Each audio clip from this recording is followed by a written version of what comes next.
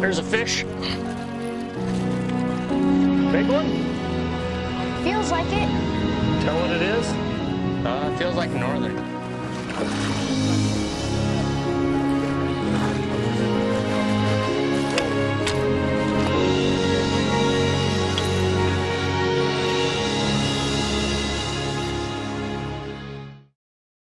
Today we've traveled up into Minnesota and we're on a new body of water and we're in search of fish. And one of the best ways to try to find fish is by trolling.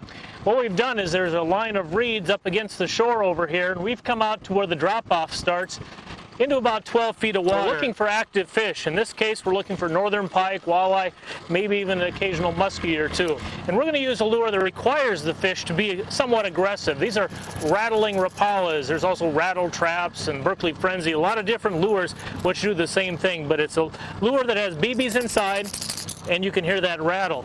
I'm going to use chrome and blue because we have a bright sunny day and we've also got pretty clear water.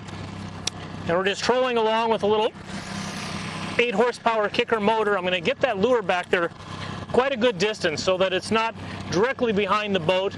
Get it off to the side a little bit and far enough behind the boat that as we pass over fish and fish kind of move off to one side or the other to kind of get away from the boat, that by the time they move back into where they were, our lure is there. Now I want to just kind of pump my rod tip, and the reason I do that is as I bring that rod tip forward, that lure's out there vibrating. I can feel that the lure is running free. We don't have any weeds or anything that have fouled it up. If you can't feel that vibration, chances are you probably have a weed on there and you need to reel it in and get it cleaned up and then cast it back out again. Got just a little bit of wind today, so we're using the electric kicker motor to keep us on this drop-off, and this drop-off kind of winds back and forth.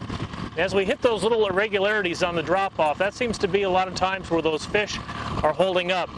And the second thing we know from watching our depth finder is that the weeds are coming out to about 10 to 12 feet of water, and then as the drop-off proceeds downward into deeper water, the weeds kind of taper off. So we're working right on that edge between the deeper water and the weed line. Fish during the day will either go down into the deeper water or they'll actually go in to the weed line, get away from the sun, and watch for these lures or prey to come by and attack. There's a fish. Try to get his head up and out of those weeds. We're fishing over the top of some pretty heavy cabbage weeds. And as soon as they hit, they're down into those weeds. And with these rattle traps on here, you get about as much weed as you get fish. This is one of the benefits of using a reel like this, a bait caster reel, instead of a spinning reel. At least you have a little power to try to get their heads up, get them out of those weeds. Come on back in. Probably 28, 29 incher. Not happy about being caught. Whoa, he's not done yet.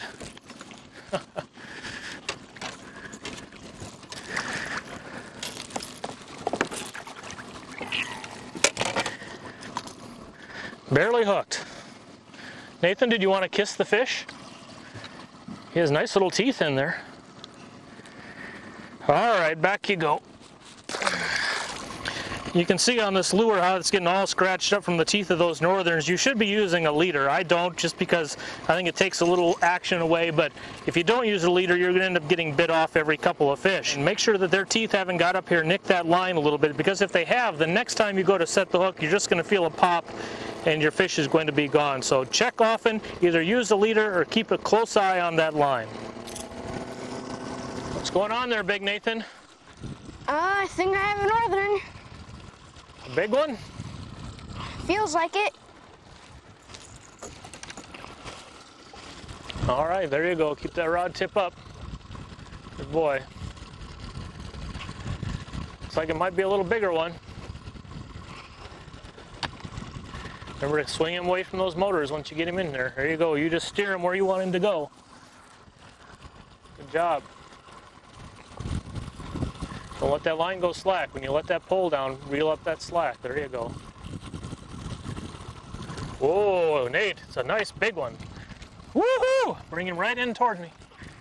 Just keep reeling him. Keep him away from those motors. Right toward the net.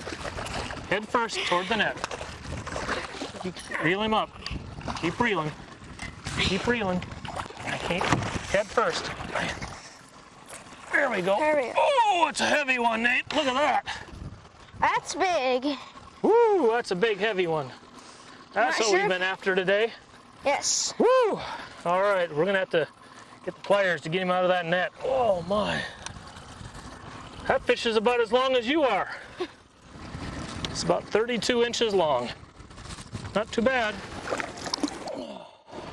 Trolling these days is quite a bit easier than even a few years ago, thanks to the big improvements we've seen in outboard motor technology. It used to be our old motors were all 2-strokes and they just didn't like to run slow. They'd cough and choke. Well, these new 4-stroke motors require very little maintenance and they just love to sit here and purr along at just a couple miles an hour.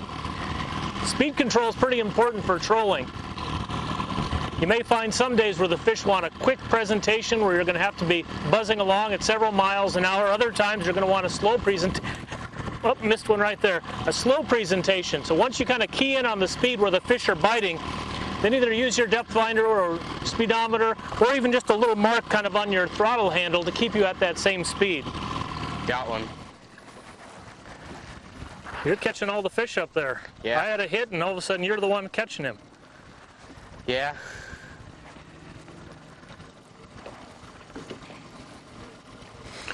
Let's get a look at it.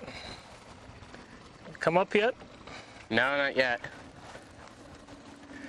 Try to swim down into the weeds. Feel like there's any size to it? What is that? I didn't get to see it. Looks like a northern, I think. Yeah, that's another northern. About the same as the last one. Yeah.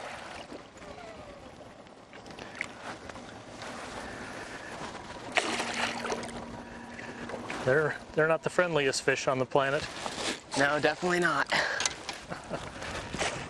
Slip the net into the water and then bring him in head first.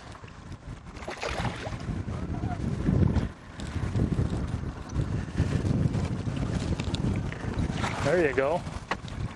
Now flick him on the bottom of the boat before he wraps in that net. Get him out of there with that treble hook. Put him on the ruler, see how big he is.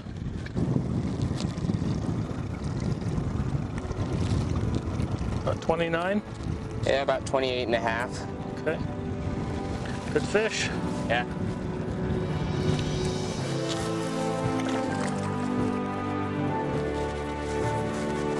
This puny little guy needs to go back and grow up, so we're going to put him in, go back and see if we can find one like this.